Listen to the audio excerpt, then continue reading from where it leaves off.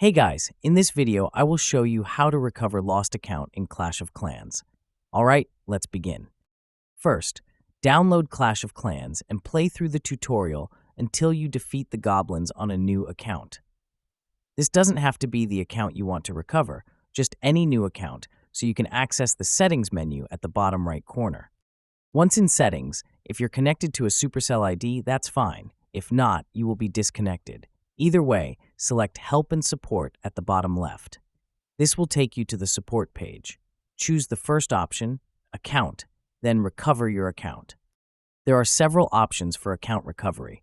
I recommend starting with the first one, as it applies to most cases.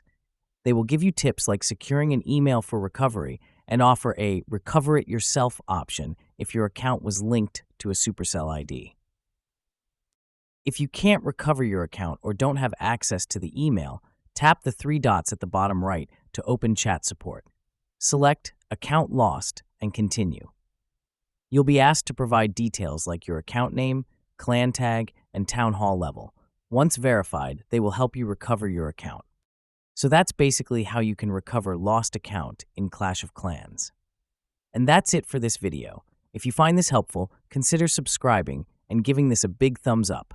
Thanks.